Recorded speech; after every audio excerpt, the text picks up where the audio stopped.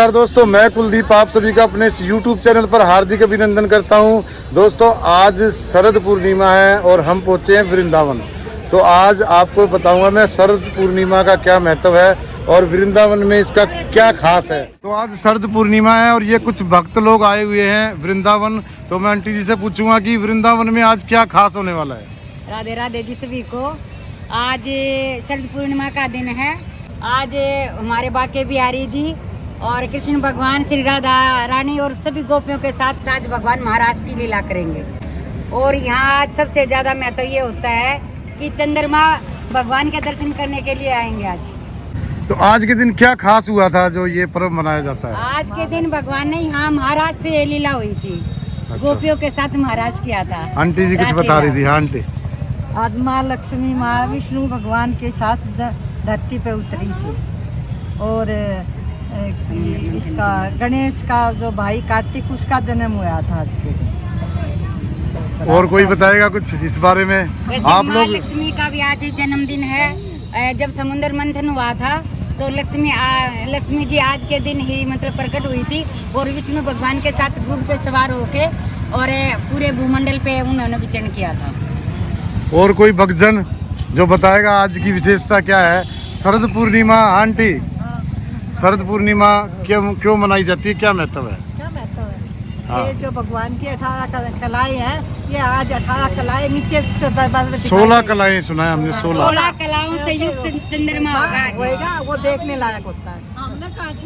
हाँ आंटी जी आप बताओ आज का क्या विशेष महत्व है? विशेष महत्व ये थोड़ी है, तेज बोलना था कि आज शरद पूनम की रात है। भगवान कृष्ण जी आज यहाँ धरती पर इसलिए आते हैं कि वो आज के दिन चंद्रमा अपनी पूरी 16 कलाओं के साथ आज धरती पर किरण बिखेरता है। इसलिए बाके बिहारी जी यहाँ रास रचाने के लिए आते हैं। खुद बाके बिहारी जी भी 16 कलाओं से परिपूर्ण है। हमारे भगवान भी तो 16 कलाओं से युक्त है ना। इसीलिए आज जो है पूरी रात चंद्रमा की चांदनी में बैठने से हमारे शरीर में जो भी बीमारियां हैं वो सब खत्म हो जाएंगी और हमारी शक्तियां बढ़ जाएंगी। इसलिए कहा है कि ऋषि मुनि आज के रात में पूरी रात तपस्या करते हैं और उसका उनको फल भी मिलता है। और माँ लक्ष्मी साक्षात चांदनी की रात में धरती पर विचरण करती है और सबको देखती है कि कौन भक्त अपनी भक्ति में लीन है, कौन सत्संग कर रहे हैं, और वो अपना आशीर्वाद दे के जाती है। और कोई विशेष बात आज के दिन? बस यही है, चंद्रमा अपनी 16 कलाओं से युक्त हमें दर्शन देंगे और उनकी कलाएं। और कहा जाता है कि खीर का प्रसाद बांटा जाता है। खीर का प्रसाद खीर के प्रसाद का तो बहुत महत्व उस है। खीर में हम सिवाय चावल के कुछ भी नहीं डालते, लेकिन फिर भी उस खीर में इतना अमृत बरसता है कि वो बहुत ही स्वादिष्ट खीर लगती है। हमारे स्वास्थ्य के लिए बहुत हमारे लाभदायक स्वास्थ्य होती के है। लिए बहुत ही लाभ। क्या कारण है इस चीज का, क्या कारण है? साक्षात चंद्रमा की किरणों से अमृत बरसता है उस खीर के अंदर। चंद्रमा पृथ्वी के बहुत करीब होते हैं आज के करीब दिन। होते हैं, इसलिए आज का ज्यादा जो उनकी शीतलता है ना पूरे उसे खीर में आ जाती है। वो खीर की जो तो शीतलता हम खीर ही क्यों बनाते हैं, हलवा क्यों नहीं बनाते? हलवे में भी तो आ सकता है। आज के दिन सफेद चीज का महत्व है। कारण जब शीतलता जो होती है वो सफेद होती है। पवित्रता और शीतलता का प्रतीक सफेद है। भगवान को ज्यादा पसंद है। तो इनके हिसाब से तो ये है कि भाई खीर सफ़ेद होती है, लेकिन इसका एक साइंटिफिक रीज़न भी है कि दूध के अंदर लैक्टिक अम्ल और अमृत तत्व होता है और चावल के अंदर स्टार्च होता है, जो कि दोनों अपने अंदर किरणों को अवशेषित कर लेते हैं, बहुत ज़्यादा तरीके से, बहुत स्पीड में करते हैं। इसलिए वृंदावन सफेद छटाओं से युक्त होगा। पूरे वृंदावन में आज सफेदी होगी। इतना सफेद भगवान भी आज सफेद पोशाक धारण की होगी। तो अभी 5 बजे का टाइम है। अभी फिलहाल हम वैष्णो देवी माता मंदिर के आगे खड़े हैं जो वृंदावन में है, पार्किंग में। और अभी सब परिक्रमा करके वापस आएंगे और जब देखेंगे चंद्रमा की चांदनी की छटा और क्या लीला है, सब उस बारे में आपको बात करेंगे। बोलो बाके बिहारी लाल की जय। तो दोस्तों आपने भक्तों के विचार तो सुन ही लिए होंगे। अब मैं आपको शरद पूर्णिमा के बारे में विस्तार से बताना चाहूँगा। आज का दिन प्रेम, भक्ति, स्वास्थ्य और मानसिक शांति का प्रतीक है। और दोस्तों धार्मिक रूप से देखा जाए तो यह भगवान श्री कृष्ण की रासलीला, देवी लक्ष्मी की कृपा और चंद्रमा की पूजा से जुड़ा है। सबसे पहले हम बात करें माँ लक्ष्मी जी की, तो पौराणिक मान्यताओं के अनुसार शरद पूर्णिमा के दिन ही समुद्र मंथन के दौरान माँ लक्ष्मी की उत्पत्ति हुई थी। और ऐसा भी माना जाता है कि इस दिन माँ लक्ष्मी अपनी सवारी उल्लू पर सवार होकर पृथ्वी पर आती हैं और अपने भक्तों पर कृपा बरसाती हैं। दोस्तों, अब बात करें शरद पूर्णिमा के चांद की, तो आज देश में साल की सबसे चमकीली रात होगी। आज सुपर मून अपनी चांदनी से पूरे देश और पूरी दुनिया को सरोबार करेगा। आज की रात चंद्रमा पृथ्वी के सबसे निकट होगा और इस दिन चंद्रमा अपनी 16 कलाओं से परिपूर्ण होता है। और कहा जाता है कि शरद पूर्णिमा की रात चंद्रमा की किरणें अमृत की वर्षा करती हैं। अगर धार्मिक मान्यताओं के अनुसार देखा जाए तो आज के दिन कृष्ण जी ने गोपियों के साथ महारास किया था और इस महारास से खुश होकर चंद्रमा ने अमृत बरसाया था। हिंदू परंपरा के अनुसार नवविवाहित महिलाएं इस दिन से शुरू होने वाले पूरे वर्ष के लिए पूर्णिमा व्रत रखने की प्रतिज्ञा करती हैं। इस त्योहार को ब्रज क्षेत्र में रास पूर्णिमा के नाम से भी जाना जाता है। यह उस रात की याद में मनाया जाता है जब भगवान कृष्ण ने प्रेम का दिव्य नृत्य महारास किया था। ऐसा माना जाता है कि गोपी के साथ संगत करने के लिए कृष्ण ने अपने कई रूप बनाए और अलौकिक रूप से रात को भगवान ब्रह्मा की एक रात के बराबर लंबा कर दिया, जो अरबों मानव वर्षों के बराबर है। सबसे बड़ा चंद्रमा होगा, मतलब पृथ्वी से नजदीक होगा ना तो थोड़ा बड़े आकार में नजर आएगा। आज के दिन पृथ्वी से सबसे ज्यादा निकट होगा चंद्रमा। ये देख लो, वही चांद 6:15 का टाइम है और ये चांद पूरा नजर आ रहा है। शरद पूर्णिमा का चांद।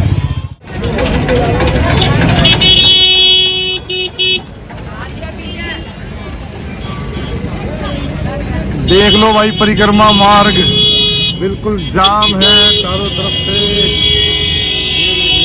ओ लाला जी आ गए हमारे, लाला जी। ये बात, लाला जी, लाला जी ने पकड़ लिया भाई हमको। हाँ, वाह भाई वाह, लाला जी दर्शन हो गए। तो भाई 6:20 का टाइम हुआ है और हम पहुंच गए यमुना जी के घाट पर। आप देख सकते हैं यमुना जी के घाट पर, यहाँ पर दीप प्रज्वलित करके पूजा अर्चना करके फिर जाएंगे बाके बिहारी जी के दर्शन करने। ये देख लो भाई, लाइन से जलाए हुए हैं दीप। ये देख लो भाई, और चांद की बात करें तो हम चांद देख लो भाई, मैं दिखाता हूँ आपको शरद पूर्णिमा का चांद। और ये देखो, ये देखो,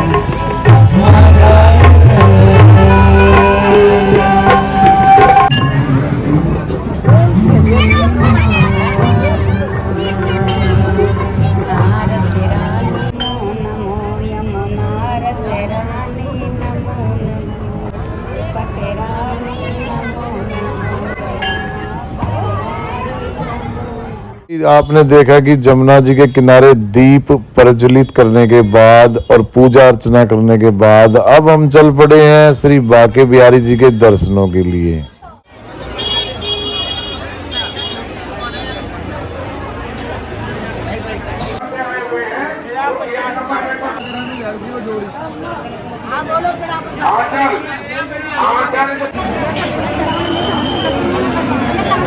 बाके बिहारी लाल की।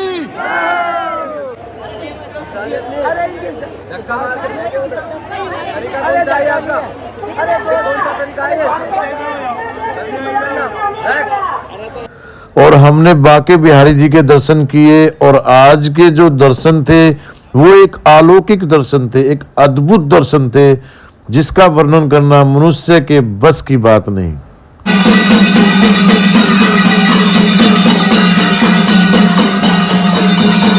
और दोस्तों, अब बात करें खीर की, तो आज के दिन खीर का प्रसाद बनाया जाता है क्योंकि दूध के अंदर लैक्टिक अम्ल और अमृत तत्व होते हैं जो चंद्रमा की अमृत रूपी किरणों को अवशोषित करते हैं, और चावल के अंदर स्टार्च होता है जो कि इस प्रक्रिया को करने में तेजी प्रदान करता प्रसाद है ये खीर का।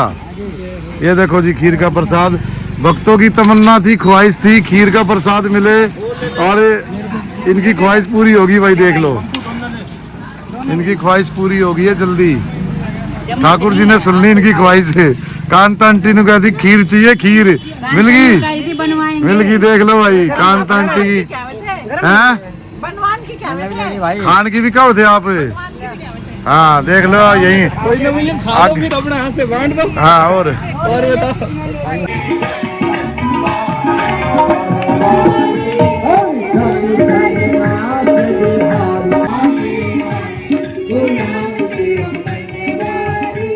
वैसे कहा जाता है कि शरद पूर्णिमा की रात खीर बनाकर चांदी के बर्तन में खुले आसमान के नीचे रखना चाहिए और फिर सुबह सूर्योदय से पहले प्रसाद के रूप में भगवान जी को भोग लगाकर खीर का सेवन करना चाहिए।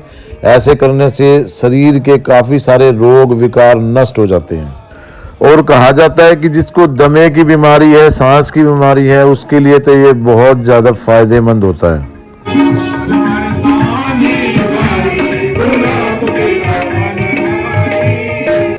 और फिर श्री बाके बिहारी जी के दर्शनों के बाद हमने वृंदावन की परिक्रमा शुरू की और इस दौरान हमने देखा कि कई जगहों पर कथाएं, सत्संग हो रहे थे और कृष्ण जी की लीलाओं का गुणगान किया जा रहा था।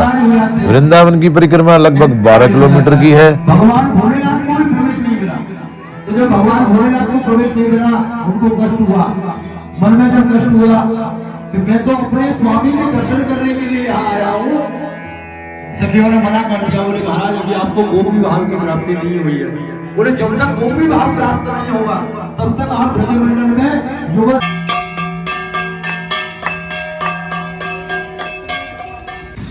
ये देख लो भी बंदर भी छिक गए हैं सारे केलों से, पर ले तो रहे हैं। 40 रुपए किलो केले, 100 के 2.5 किलो, जिसमें लगभग 2 दर्जन केले चढ़ते हैं। तो ये कल्प वृक्ष है और यहाँ कोई भी आप मनोकामना मांगोगे तो पूरी होगी। तो ये देख लो भाई अपनी मनोकामनाएं मांग रहे हैं। ये कल्प वृक्ष है, इसके नीचे कोई भी इच्छा हो, कोई भी कामना करके हो जिसके, तो यहाँ पूरी होती है। ये वृक्ष स्वयं भगवान लेके आए थे सत्यभामा जी के लिए। अच्छा जी। हाँ, बैकुंठ से आया है ये, साक्षात ही मतलब कल्प वृक्ष है। इसमें कोई वो नहीं है, इसको कल्पतरु भी बोलते। कैसी भी, कितनी भी, कैसी भी कोई भी कामना हो, बड़ी से बड़ी इच्छा कल्प वृक्ष के नीचे बैठने से पूरी होती हो। तो सभी जानते हैं कि कल्प वृक्ष क्या होता है। ये एक इच्छा हम मतलब पूरी करने वाला वृक्ष है। भगवान को भी कल्पतरु कहा गया है कि भाई कोई भी भगवान के शरण में अपनी इच्छा लेके जाता, भगवान पूरा करते। तो ये उन्हीं का वरदान से ही ये कल्प वृक्ष है। तो देख लो भाई ये है कल्प वृक्ष। और ये अपने वृंदावन में एक ही जगह है, यहाँ पे और कोई नहीं है, कहीं भी नहीं है, और कहीं भी नहीं है पूरे देश में। ये अपने वृंदावन में ही है। हाँ, कल्प वृक्ष। तो ये अब क्या कर रहे हो रात को? ये एक पेड़ कृष्ण भगवान का ही रूप है। हम अपने भगवान को गले लगा रहे हैं। खास हमें भी पत्ते पत्ते में भगवान है यहाँ के। तो इनका कहना है कि हर पेड़ कृष्ण जी का रूप। आम वृक्ष नहीं समझना चाहिए। अच्छा। ये ऋषि मुनि ही मतलब वृक्ष का रूप धारण करके आए हैं यहाँ पे, जिन्होंने कामना की चाहे हमें वृक्ष बना दो लेकिन वृंदावन में आवास दे दो। तो ये कोई ऋषि मुनि महात्मा ही हैं जो यहाँ के पेड़ पौधे बने हुए हैं। अच्छा, बड़े उच्च योगी या महात्मा ऋषि मुनि। बिल्कुल, किसी की कामना रही होगी, चाहे हमें कुछ भी बना दो, भगवान से भगत जो है यही प्रार्थना करता है कि चाहे हमें कण बनाओ, चाहे वृंदावन में जन्म। हाँ, वृंदावन में जन्म हो। तो आपकी क्या कामना है आंटी? आपकी क्या कामना है ना वही है, क्या कहते हैं कि हमें कुछ भी बना दो पर वृंदावन में जन्म दो। वृंदावन में जन्म। अरे हम तो कह रहे जन्म की बजाय मतलब चरणों में रखो, चरणों में रखो। यहाँ है ना, कह रहे हैं ना किसी भी जो ये पैसे वैसे मांगे इनको भिखारी नहीं समझना। अच्छा। ये तो उस दर के भिखारी हैं, ऊपर के। हाँ, ये उस बैकुंठ त्रिलोक के नाथ के भिखारी है, भिखारी नहीं है। ये कितनी बार राधे राधे जब ये तो अपने उससे यूँ कह रहे थे हमें इस अपने दर का भिखारी बना ले। तो इनको हमने कभी भी ये नहीं सोचना चाहिए कि मतलब उस भाव से नहीं देखना कभी। जो भी यहाँ भिखारी हैं, हाँ, वो भिखारी नहीं है और ऊंचे दर के है। हाँ, ऊंचे बिल्कुल ऊंच कोटि का भजन कर रखा उन्होंने, तभी तो यहाँ जन्म लिया है। तभी यहाँ जन्म लिया। यहाँ ऐसे कोई जन्म नहीं लेता। यहाँ आने से तो जीव का कल्याण होता। कोटि कोटि जन्मों के अपराध जन्म जन्म से नहीं होता, यहाँ पे मौत भी होनी चाहिए, मृत्यु भी होनी चाहिए। कि वृंदावन आके यहाँ किसी का मतलब मरण हो जाए, मृत्यु हो बहुत जाए, सबसे बड़ी है बात सीधा है। बैकुंठ धाम जाता है। और भगवान ने कहा कि यहाँ की रज अगर हमारे पास से बाहर जाके हो जाए, वृंदावन से बाहर मृत्यु हो जाए, तो भी बैकुंठवास मिलता है। और कहते हैं कि भगवान वृंदावन धाम, वृंदावन वृंदावन करते किसी के प्राण निकल जाए, चाहे कहीं भी हो, तो भी बैकुंठ धाम ही मिलता है उसको। वृंदावन की महिमा ऋषि मुनि भी नहीं बता पाए, इनकी महिमा का गुणगान कौन कर सकता है। लेकिन जैसे यहाँ पे वृंदावन अपना जो प्रेम उजागर करता है ना, तो वृंदावन स्वयं कृपा करते हैं, तभी उसके बारे में हम कुछ जान पाते हैं। श्री जी की कृपा होती है और स्वयं वृंदावन धाम ही हमें ये कुछ प्रकट कराता है कि हाँ, यहाँ की महिमा क्या है, इसका महत्व क्या है। वैसे जीव में इतनी सामर्थ्य नहीं है कि जो वृंदावन के बारे में कुछ बोल सके या कह सके या उसकी महिमा का गुणगान कर सके। जय हो राधे राधे जी। देख लो 8:40 पर शरद पूर्णिमा लगेगी और अब 8:39 हुए हैं और 1 ही मिनट का टाइम है, आप देख सकते हैं। और चंद्रमा बिल्कुल साफ दिखाई दे रहा है शरद पूर्णिमा का। ये देख लो भाई 8:40 हो गए हैं, ये देख लो भाई 8:40 हो गए हैं और ये चांद है भाई, ये देख लो भाई, देख लो भाई सेठ और सेठानी शरद पूर्णिमा की रात और भाई चांदनी रात। देखो ऊपर चंद्रमा, ऊपर चंद्रमा तो भाई छुप रहा है। लाला जी क्यों कर दी? हाँ, देखो जी शरद पूर्णिमा की रात, चांद अपनी चांदनी की छटा बिखेरते हुए और सेठ और सेठानी अपनी तपस्या में लगे हुए। देख लो भाई, वाह भाई वाह, भगवान इनकी जोड़ी बनाए रखे। तो दोस्तों अभी हम वृंदावन की परिक्रमा कर रहे हैं और परिक्रमा करते हुए सुमित्रा आंटी ने कृष्ण जी की लीलाओं का गुणगान कुछ इस प्रकार से किया। आप इस वीडियो को अंत तक जरूर देखना और ज्यादा से ज्यादा शेयर करना। तो बोलो कृष्ण भगवान की जय, जय हो। बोलो लीलाधारी की जय हो। ये कभी किसी रूप में, कभी किसी रूप में, इसी तरह एक बार पंडित भी बन के आए हैं श्री जी के महल में। और वो कैसे, वो पंडित कैसे बन के आए? आके उनकी जो सखियों में ललिता सखी है ना, उस ललिता सखी ने शर्त लगा ली भगवान से। बोले कि आप जब भी आते हो ना हमारे महल में, तो आप स्त्री के रूप में आते हो, हम तब जाने जब पुरुष रूप में आप हमारे महल में प्रवेश कर जाओ। आप है ना जब भी आते हो ना, तो स्त्री का रूप ही धारण करके आते हो, हम पहचान नहीं पाते। और हमारे आके जब कोई लीला पूरी हो जाए, जब फिर हम आपको छलिया कहे क्या कहे, आप लीला पूरी करके चले जाते हो। लेकिन हम तब आपको पाने जब आप पुरुष रूप में हमारे महल में प्रवेश करो। बोला शर्त लगी? बोले हाँ लगी। तो आज भगवान की, कृष्ण भगवान की और ललिता सखी की होड़ लगी है, शर्त लगी है कि आप पुरुष रूप में हमारे महल में प्रवेश करके दिखाओ। आप जब भी आते हो जनानी बन के आते हो, हमारा जनाना महल है, और जब जाना जब आप पुरुष रूप में हमारे महल में आ जाओ। तो बोला अगर मैं आ गया तो? बोले मैं अपने जो श्री जी की दासी होना उसकी सेवा छोड़ के आपकी सेवा में हाजिर हो जाऊंगी। बोले आप हार गए तो? भगवान बोले जो आप कहोगे मैं वही करूँगा। बोले शर्त पक्की? बोले हाँ शर्त पक्की। भगवान अपने वहाँ चले गए गोकुल और वे बरसाने में आ गई। ये तो नीचे गोकुल की लीलाएं थी। घर आके ललिता ने कहा कि अपनी सखियों को बोल दिया, जो सखी हैं राधा रानी की, श्री जी की, बोली सारी ठाडी हो जाइयो। कल टाइम भी रख दिया था कि कल 12 बजे तक मैं आपके महल में प्रवेश करूंगा और आप हारोगी। टाइम बता दिया कि दिन के 12 बजे। तो उसको ललिता को लगा कि ये छलिया तो है, कुछ न कुछ जरूर कर देगा।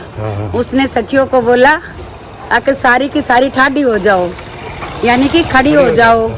कोई भी ऐसा हमारे मतलब महल में पुरुष प्रवेश ना कर जाए।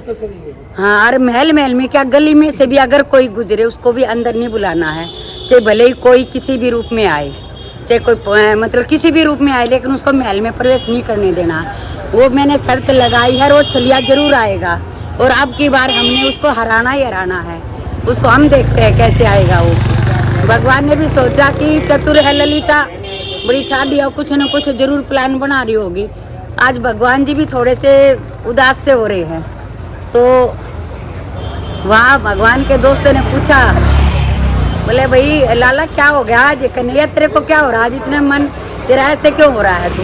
अरे बोला क्या है वो जो है ना प्यारी श्री जी की जो सहेली है ललिता, उसने ललिता और विशाखा वह उसमें से वह ललिता बड़ी चतुर है, उसने मैं उससे शर्त लगा बैठा और वो कह रही है कि आप स्त्री रूप में आते हो, पुरुष रूप में आओ तो जाने। बोला मैं कैसे जाऊं, मुझे ये समझ नहीं आ रहा, तू पंडित है, मन सुखा, तू बता क्या करूं।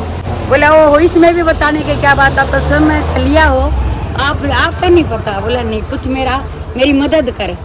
तब उसने कहा कि बात सुनो, तू पंडित का वेश धारण करके जा, क्यों जो औरतें होती है ना वो पंडित में बहुत जल्दी वो हो जाती हैं, उनसे लग जाए। बोला ऐसे कर। बोला फिर मेरे को पहचानो, मतलब पहचान में आ गया। तो बोला नहीं, अपने पूरे ललाट पे मस्तक पे तू चंदन लगा जा और यहाँ मस्तक पे लंबा तिलक लगा जा, और तेरे जो नेत्र है ना ये चंचल, इनको पहचान ले तो इन पे मोटा मोटा चश्मा लगा के चला जाइयो ताकि पहचान में ना आए। बाकी अपने आप को इससे ढक लेना श्रृंगार करके ने। अपनी धोती कुर्ता पहन के भगवान ने सोचा कि बिल्कुल ठीक कहा है। एक पतरा सा ले लिया हाथ में और पंडित का भेष बना के नीचे धोती कुर्ता, माथे पे तिलक और यहाँ पे पूरे के चंदन लगा लिया, पूरे मुखमंडल पर चंदन लगा लिया कि मेरे को कोई पहचान ना पाए। और बरसाने में जाके और आवाज लगा दी, अब भाई मैं काशी से पढ़ के आया हूँ, पंडित हूँ, विद्वान हूँ, कोई अपना हाथ दिखा सकता है। मैं तो पूरे तीनों कालों के बताने वाला हूँ, भूत भविष्य वर्तमान कोई भी हो मैं बता दूंगा। उसने कहा कि पंडित जी मोटा चश्मा है, थोड़ा सा काख में पतरा ले रखा है हाथ में और एक जोड़ा सा टांग रहे हैं।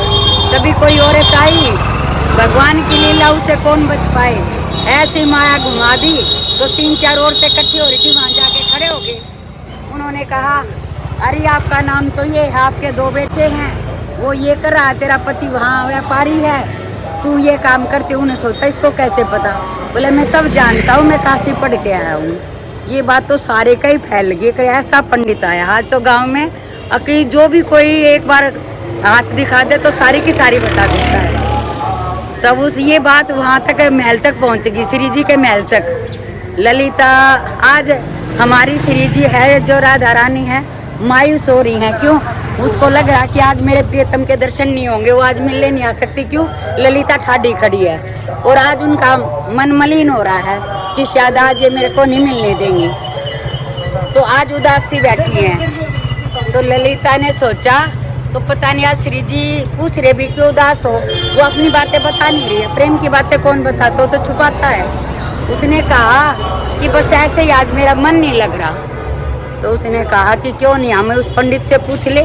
ललिता को ये हो रहा था मैं पूछूंगी, मैं जीतूंगी या हारूंगी। उसको अपने मन में संशय हो रहा था कि मैं जीतूं या हारूं। ललिता भागी गई उस पंडित के पास और बोली पंडित जी मेरा हाथ देखो। पंडित बोला हाथ नहीं देखा, चश्मे को ऊपर नीचे कर रहे हैं भगवान जी। अच्छा तो गई और मुंह इधर करके फिर थोड़े से स्माइल कर जाए।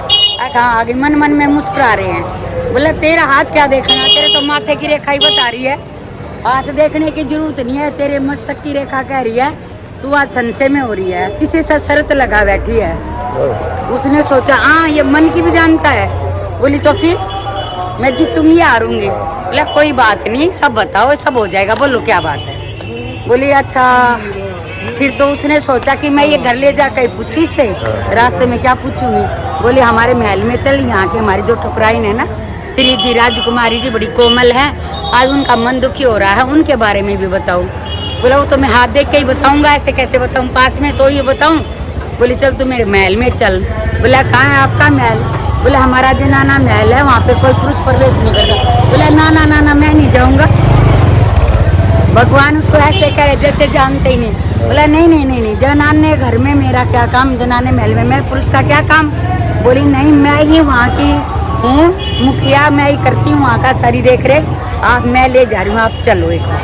बोला ना ना, भगवान मुस्कुरा भी रहे हैं। अच्छा आ तो गई लेकिन बढ़िया होगा, अपने आप खुद लेके जा रही है। भगवान जी उसके पीछे पीछे चल दे रहे हैं और वहाँ जाके जैसे ही महल के अंदर गए वो 1-2 सखी खड़ी थी, बोली खड़ी हो जाइए तुम, कोई नहीं आएगा। बोली ये तो है नहीं, तो मैं ही लेके आई हूँ। बोले तुम सारी द्वार पे खड़ी हो जाओ और टाड़ी हो जाओ, कोई नहीं आने पाए। कदे इसके साथ साथ कोई और आ जाए, मैं कुछ निज काम कर रही हूँ। श्री जी के पास लेके गई, बोली देख हमारी लाली का हाथ देख। भगवान बोलो हो, श्री जी हाथ दिखा रही हैं और मन मन में चुप हो रही हैं कि भाई क्या करूँ, भाई पता नहीं आ जाएंगे। अपनी श्री जी सोच रही है उनके बारे में, पता नहीं आ जाएंगे। आज तो ललिता ने ऐसा कर दिया तो शायद मिलने आएंगे ही नहीं। लेकिन जैसे ललिता ने कहा कि आप अपना हाथ आगे करिए, इसको दिखाओ ये पंडित बड़ा विद्वान है। श्री जी ने हाथ आगे किया, लेकिन आंखें नजर नीचे झुकी हुई है। अब क्या दिखाना है, बस मेरे को मेरा मन ही नहीं है। और भगवान श्री जी का हाथ पकड़ के कह रहे हैं, ओहो हो बड़ा इसको तो बड़े गंभीर रोग लगा है। बोला क्या हुआ? बोला इस पे तो शनिवार चढ़ गया। बोला फिर क्या करें? बोले हाँ इसका कुछ उपाय तो मैं बता दूंगा। बोला बताओ। बोला काली कमली और एक बांसुरी इसके ऊपर कह वार कह और दान कर दो तो इनका ये हो जाएगा, नहीं तो इस पर तो बड़े ही भारी दशा चढ़ी हुई है शनि की। बोला अच्छा इतना बुरा? बोला हाँ ये तो बहुत, ये तो देखो इनका मुखमंडल देखो कैसा वो हो रहा है, ये तो बड़े भारी रोग से ग्रसित हैं। उसने ललिता ने आदेश कर दिया जाओ फटाफट भाग के काला कपड़ा लेके आओ, बांसुरी लेके आओ। और जैसे ही वो सखियां गई इधर उधर, उन बोली नहीं मिली, ललिता को बुला लिया। ललिता जैसे ही देखने गई, इतनी देर में तो भगवान ने कहा कि टाइम कितना हुआ? पंडित जी बन ही रहे थे। बोला टाइम कितना हुआ है? अभी 12 बजने में 1 मिनट है। बोला ये काम है ना पूरा 12 बजे करना होता है, तब तक आप ले आओ। वो जैसे ही मुरली बांसुरी और काला कपड़ा लेके आई, तब तक 12 बज चुके। उसी टाइम भगवान ने अपनी बांसुरी निकाली और बांसुरी बजा दी। तब भागी सारी गोपियां दौड़ी, कौन है कौन है? आ गया छलिया आ गया। बोला आप बताओ ललिता कौन जीता कौन आ रहा? बोली आप, तुम। छलिया आप मतलब ऐसे ये क्या कर दिया? बोले कि भाई न, बोला आप कहाँ जीते? बोला और कौन जीता? बोला आप कहाँ जीते? बोला लेके तो मैं आई थी। बोला किसने कहा था लेके आओ? मैं तो आप ही आ जाता। बोले नहीं ऐसे नहीं जीते, आप जीते नहीं, आपको तो मैं ही लेके आई हूँ। तो भगवान ने यही कहा कि चलो अब बताओ क्या करोगी? बोली जैसे आप कहोगे। बोला ठीक है तुम्हारी बात मैं मानता हूँ, ना तू जीती और ना मैं हारा। बात वहीं की वहीं, आज की लीला खत्म, पर फिर आगे से ऐसी शर्त मत लगाना।